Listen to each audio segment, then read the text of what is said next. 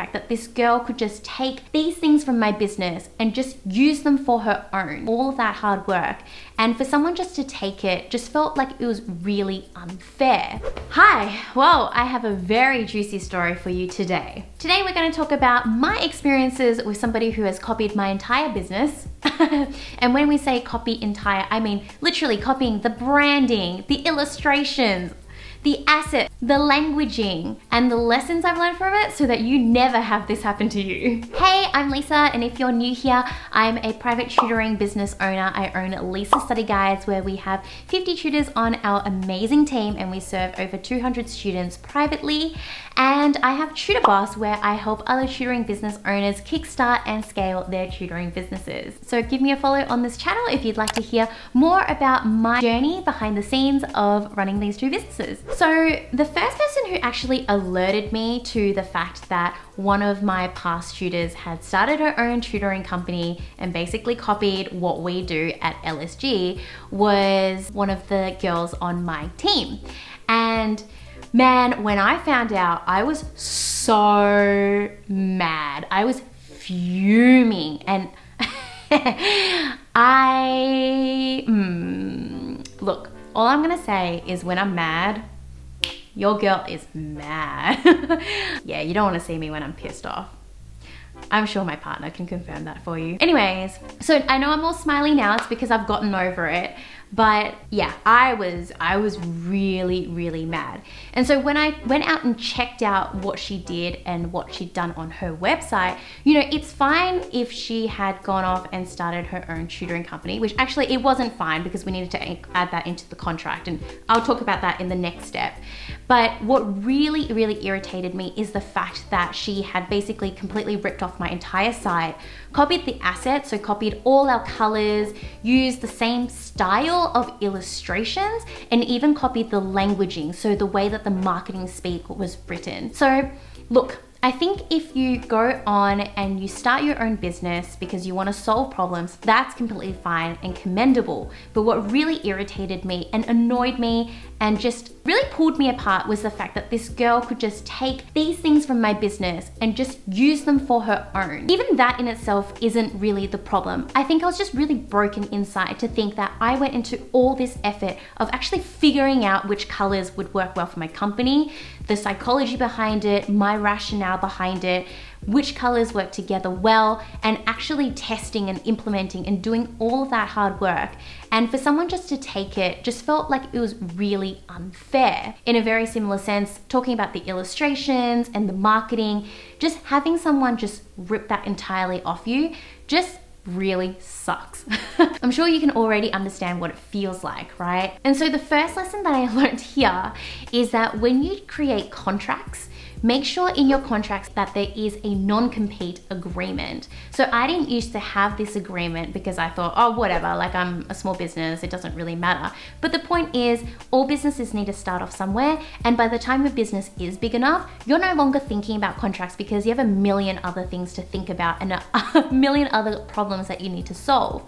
So then if you're somebody who's starting off your tutoring business, or even if you're somebody who already has a business and you don't have the proper contracts in place, I would highly recommend that you go out and get a lawyer to actually properly write one out that suits your business, one that you can reuse over and over again, so that the one-time payment that you make for these contracts, which they're often quite expensive, like a couple of $1,000s, that pays off for you in the long term. So that's something I've now implemented into all of my contracts, that there is a non-compete, that you just can't go off and create your own business where you're competing with what we do at LSG. But then when it comes to assets and that sort of IP, it's a lot harder to actually sue somebody and to kind of get them down on it as a result, unless you're like a really big company. So the second thing that I learned here is that as you get bigger and as you scale, you are bound to have people who are going to copy you. That's just the way business is. It's really easy to copy somebody. And you know, it could be one of those things where she thought that she was just using my website as inspiration, very heavy inspiration. But I think also a lot of times when people copy, they don't really realize that they're copying, and they just think, oh, it's just like really great inspo, let me just pull the same colors and put them over here. So the second takeaway there is that because people are bound to copy you, you want to make sure that one, you have the right procedures in place in terms of contracts, let's say. You even have on your website things like copyright, IP is protected, disclaimers all over your teaching materials, that sort of thing, just so that it's a bit more in your face to people and that they realize that, oh, it's not okay to copy this person. And who knows, like she could be watching this video as well. And if you're watching this video, please stop copying my website. The third takeaway lesson that I had here was actually a lesson that I learned from my mentor. So as somebody who is incredibly competitive, I reacted to this in a very competitive way. I wanted to take her down. I wanted to basically just rip her to shreds. And I knew that, you know, even though they say like, oh, when someone copies you, that's actually the biggest compliment because they really like what you're doing. Like, yes, it is a compliment, but I still feel threatened. I still feel pissed off. And so I was walking around with that anger inside of me for weeks. And I knew I had to get over it, but it was still there. It was really hard for me to deal with this and to see that all my hard work had just been boiled into something that could just be stripped away by somebody else. And so when I chatted to my mentor about it, he basically just said, look, look, Lisa, just remember that you're in this for the long-term gain. This is just something that is happening in this point in time. And you've been in business for 5 years now and it's happened here. But imagine in 10 years time, in 15 years time, how many more of these people you're actually going to come across. And what you're doing is you're here ready to play that long-term game. So really, she's just a blot in this period of time. It's not something that you should focus all of your attention on because that's actually detracting you away from your focus and what you're doing in business. That was the first thing he said that just made me go, whew, okay. You're totally right, because I always see people, new competitors come up in the market, and yeah, at first it's like, oh, who's this competitor? Like, let me keep an eye on them. And then like 6 months later, 12 months later, if they do well, a couple of years later, they disappear. And yet I'm still around. And so I think that that really helped me to feel reassured that I really am in this for the long-term game and to reshift my focus and just think about me and my journey in my business and where I want it to go. The second thing he said to me is that while she can take anything that's on the surface, even like things that she has taken from my business, which she experienced when she worked with me and using it in her business now, just remember, Lisa, that you have grown since then. You've implemented new protocols, you've implemented new processes, new tools, new people. And so the way that you operate now is not the same to how you were operating 2 or 3 years ago when she was working in the business.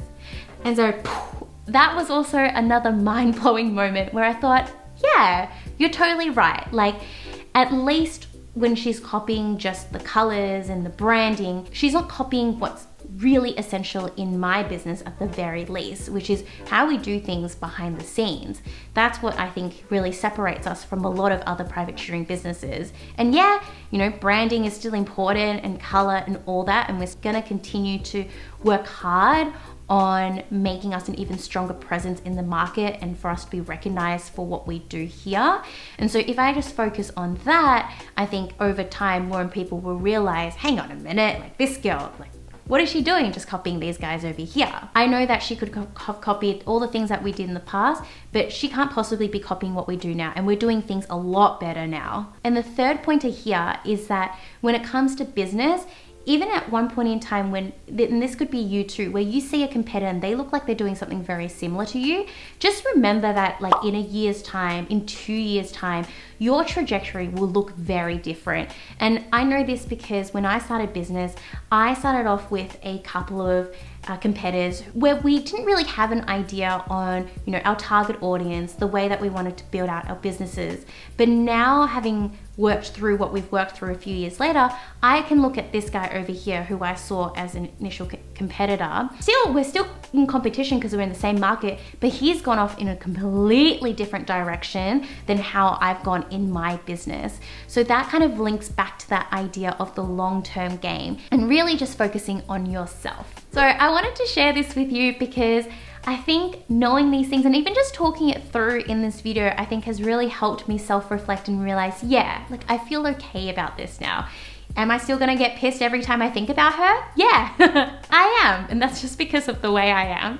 But I think it's not gonna let it get to me as much as it used to. And if anything, having that competition actually just makes me go, you know, I'm gonna work that much harder in my business to make it that much better. Let me know in the comments below what you thought of this video. I hope that it's helpful sharing with you my behind the scenes stories and, you know, what really goes on, because I feel like more of these type of stories need to be shared between business owners so that we can help each other out. Now, if you're somebody who owns a private tutoring business and you're ready to kickstart or scale your business and you need some help, I'm your girl. I've got a 90-minute free online training for tutoring business owners where I teach you my 3-step method to building a 6-figure tutoring career that doesn't require you to be in your business, because we talk about systemization and automation. If you like what I have to teach in this masterclass and you believe that I can be of service to you, then you can also at the very end of the masterclass apply for my one-on-one coaching where you and I work together for 6 weeks to help you build a sustainable and scalable business which serves you.